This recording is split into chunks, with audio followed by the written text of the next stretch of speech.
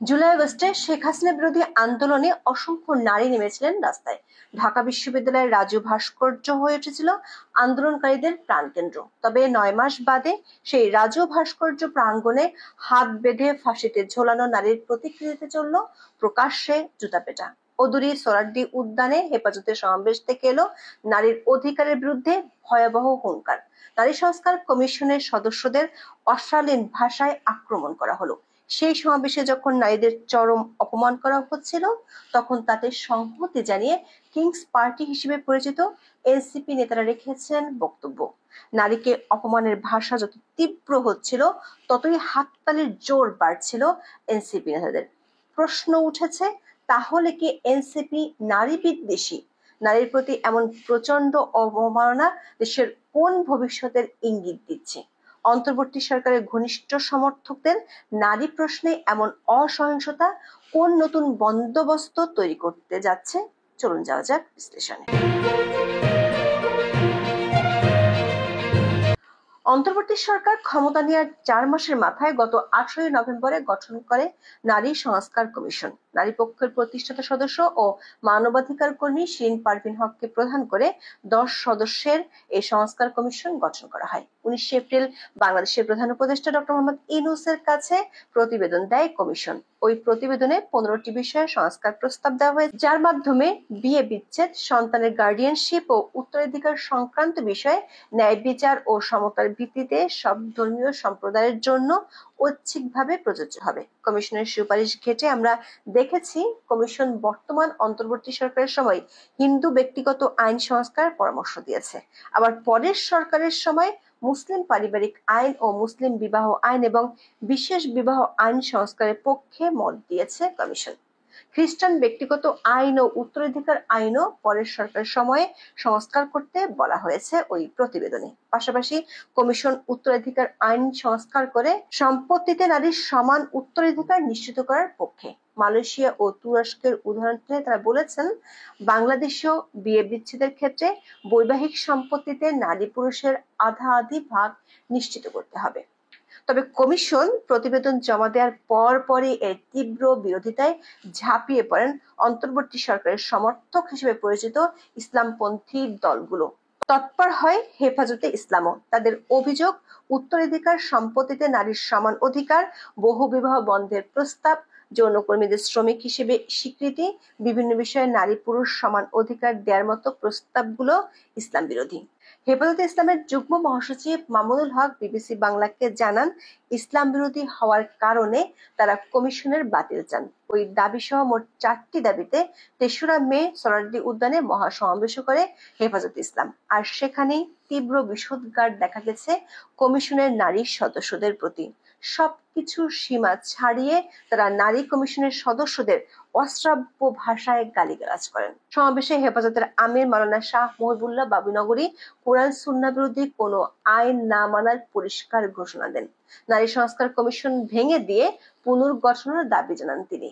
তার অভিযোগ, নারী সংস্কার কমিশন দেশের পরিবার প্রথা ভেঙে ফেলার চক্রান্ত করছে।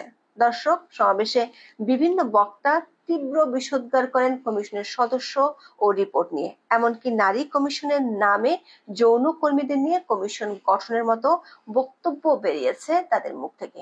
এমন কমিশন বাতিল না হলে ঘরে ঘরে আন্দোলন গড়ে তোলার হুঁশিয়ারি দেন হেফাজতের নেতারা। এক নেতা তুলেছেন, নারী কমিশনের সদস্যদের গ্রেপ্তার করে আইনের আওতায় আনার দাবি। হেফাজতের নেতারা যখন চরম অশ্রাব্য ভাষায় নারী কমিশনের সদস্যদের আক্রমণ করছিলেন, তখন তাদের সাথে সংহতি জানিয়ে সেখানে ছিলেন হাসনাত আব্দুল্লাহ, মাহাদি হাসান সহ জাতীয় নাগরিক পার্টি বা এনসিপির বেশ কয়েকজন নেতা। সমাবেশের সব দাবির মধ্যে সংহতি জানিয়ে বক্তব্য দেন জাতীয় নাগরিক পার্টি বা এনসিপি নেতা হাসনাত আব্দুল্লাহ। তার কথাতেও ছিল নারী সংস্কার কমিশনের প্রতিবেদনের স্পষ্ট বিরোধিতা। প্রধান উপদেষ্টা ডক্টর মোহাম্মদ ইউনূসের উদ্দেশ্যে হাসনাত বলেন, নারী সংস্কার নিয়ে যে কনসার্নগুলো হেফাজতের কাছ থেকে এসেছে, তারা চান এই কনসার্নগুলোকে ডক্টর মোহাম্মদ ইউনূস অতি সত্বর অ্যাড্রেস করবে এবং অপ্রয়োজনীয় যেসব সংস্কার রয়েছে সেগুলো পাশ কাটিয়ে যেগুলোর মাধ্যমে নারীর অধিকার নিশ্চিত হয়, নারীর সম্মান নিশ্চিত হয় এবং আমাদের দেশের ধর্ম ও কালচারাল সংস্কৃতি অক্ষুণ্ণ থাকে, সেসব সংস্কার করার আহ্বান জানাচ্ছি। দর্শক, হাসনাত স্পষ্টতই এনসিপির প্রতিনিধি হিসেবে যোগ দিয়েছেন হেফাজতের সমাবেশে। ফলে তার বক্তব্য থেকে নারী সংস্কার কমিশনের সুপারিশ নিয়ে এনসিপির অবস্থানও পরিষ্কার।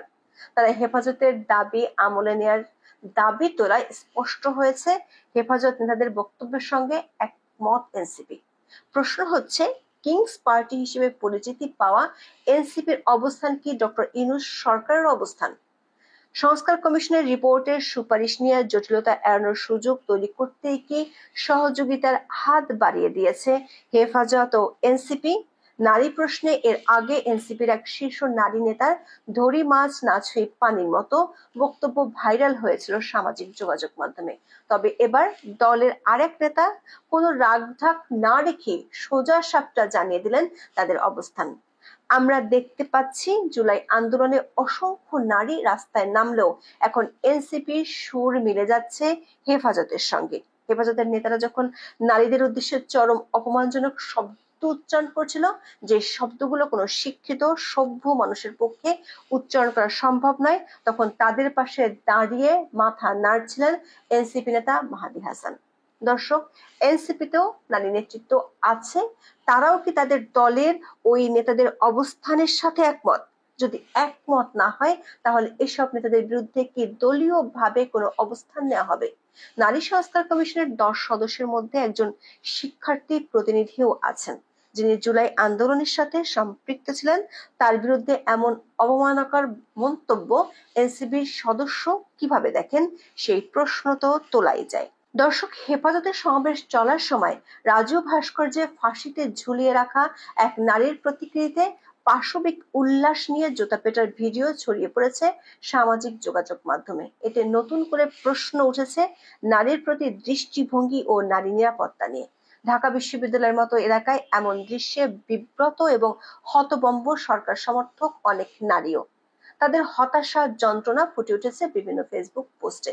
অনেকে প্রশ্ন করেছেন, জুলাই আন্দোলনের সময় যখন সমন্বয়কদের জীবিতে ধরে নিয়ে যাওয়া হয়, তখন তাদের ছাড়াতে গিয়েছিলেন নারী প্রতিনিধিরাই। তাদের প্রতি এমন অপমানজনক মন্তব্যের পর তাদের প্রতিক্রিয়া কোথায় হারালো? একই দিনে আরেকটি ঘটনার শিরোনাম হয়েছে সংবাদ মাধ্যমে। বরিশাল প্রেস ক্লাব মিলনায়তনে দুপুরে ইসলামী আন্দোলন বাংলাদেশের সংবাদ সম্মেলন থেকে বের করে দেওয়া হয় এক নারী সাংবাদিককে। তাকে জানানো হয়, হুজুরেরা নারী সাংবাদিক পছন্দ করবেন না। অপমানের শিকার ওই সাংবাদিক জানান, মুফতি সৈয়দ মোহাম্মদ ফয়জুল করিমের সংবাদ সম্মেলন কভারের প্রস্তুতি নিচ্ছিলেন তিনি।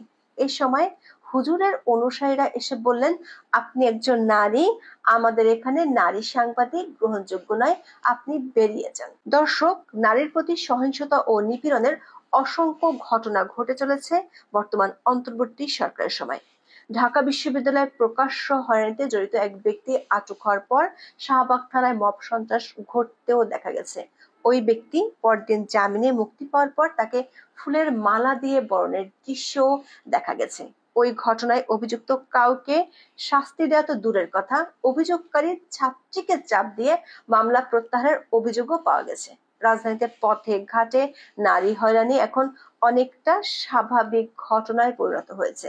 নারীকে শালীনভাবে চলার দাবি তুলে পেটানোর ঘটনাও দেখা গেছে। এরই মধ্যে সোহরাওয়ার্দী উদ্যানে হেফাজত নেতাদের হুমকি, আর তাতে এনসিপি সায় তৈরি করছে নতুন উদ্বেগ।